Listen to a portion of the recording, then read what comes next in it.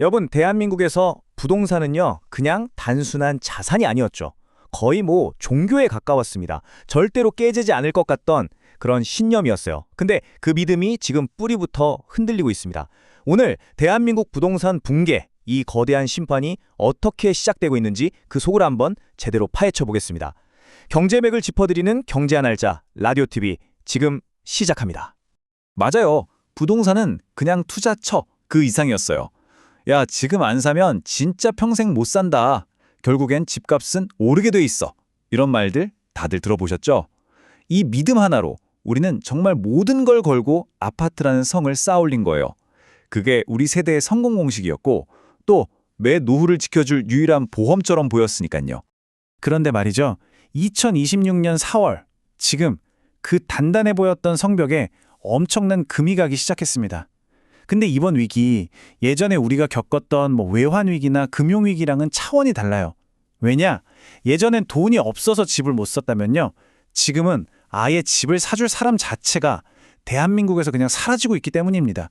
정말 말 그대로 증발해버린 거죠. 자라, 그러면 이 모든 걸 떠받치고 있던 그 핵심 믿음, 그러니까 수십 년 동안 한국 경제를 이끌어 왔다고 해도 과언이 아닌 이 부동산 불패 신화부터 한번 제대로 파고 들어가 보죠. 바로 이런 말들이었죠. 우리 사회를 그냥 지배해버렸어요. 아파트에 평생 모은 돈을 다 쏟아붓는 것만이 부자가 되고 또 안정적으로 살 수 있는 유일한 길이라고 다들 믿게 만든 겁니다. 이건 단순한 경제 논리가 아니에요. 온 국민의 불안감이랑 희망이 막 뒤섞여서 만들어진 하나의 거대한 사회적 신념 같은 거였죠. 자, 이제 그 단단했던 신화의 성벽에 나타난 첫 번째 균열, 그 증거를 한번 같이 보시겠습니다. 바로 충격적일 정도로 많이 쌓여버린 팔리지 않은 집들입니다. 2026년 4월 기준으로 전국의 주인을 찾지 못한 미분양 주택이 무려 12만 호를 넘어섰습니다. 이건 역사상 가장 높은 수치예요. 이게 그냥 요즘 경기가 좀 안 좋아서 집이 안 팔리나 보다 이 정도 수준의 문제가 절대 아닙니다. 이건 훨씬 더 거대한 파도, 그러니까 인구 절벽이라는 이 파도가 부동산 시장을 그냥 정면으로 들이받았다는 아주 파괴적인 신호탄인 거죠. 자, 여기서 오늘 이야기의 가장 핵심적인 질문을 한번 던져보겠습니다. 생각해보면 과거에도 부동산 가격이 떨어졌던 시기는 있었잖아요. 근데 결국엔 다 회복했단 말이죠. 그렇다면 왜 이번만큼은 다르다고들 하는 걸까요? 뭐가 그렇게 다른 걸까요? 그 답은요, 금리가 오르거나 경제가 순환하는 그런 문제가 아닙니다. 훨씬 더 근본적인 곳에 있어요. 바로 사람입니다. 집을 사줄 사람이 지금 사라지고 있다는 겁니다.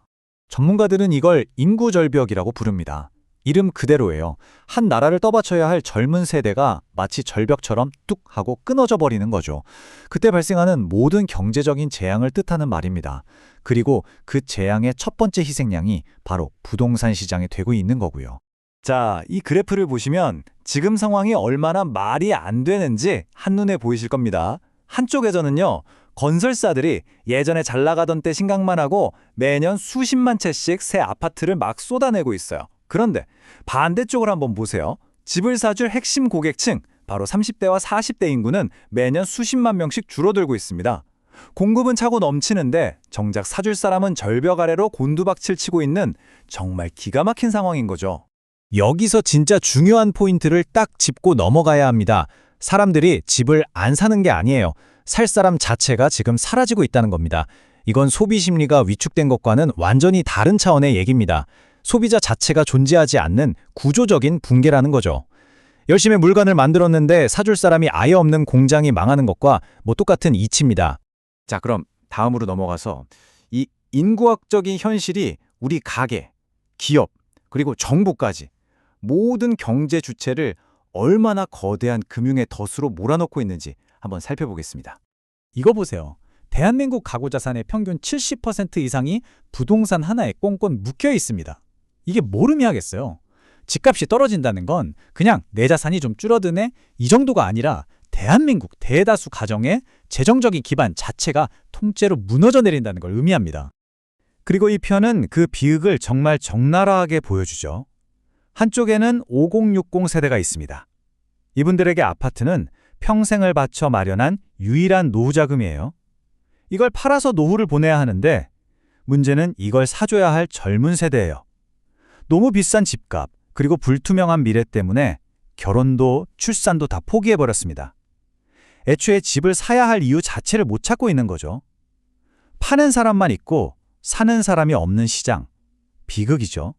상황이 이런데도 건설사들은 분양가에다가 공사비 오른 거, 또 엄청난 이자 비용까지 다 포함시켰어요. 그 결과는요? 보시다시피 처참합니다. 안 팔리는 집이 쌓이다 보니까 중견 건설사들의 평균 부채 비율이 300%를 훌쩍 넘어섰습니다. 이건 사실상 파산 직전이라는 신호죠.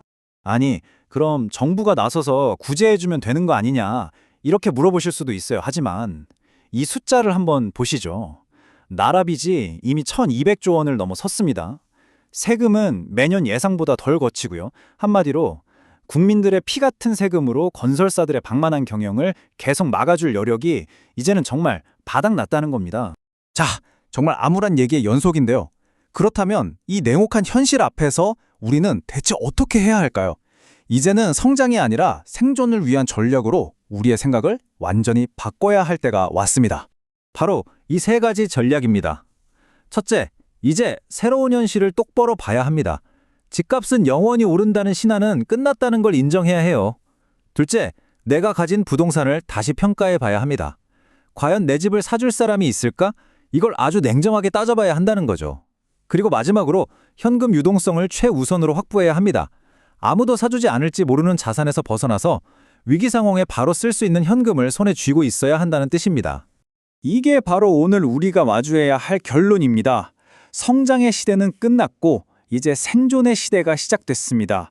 우리는 지금까지 인구가 계속 늘어날 거라는 착각 속에서 부동산이라는 신기류를 쫓아왔던 건지도 모릅니다. 이제 그 대가를 치를 시간이 다가오고 있는 겁니다.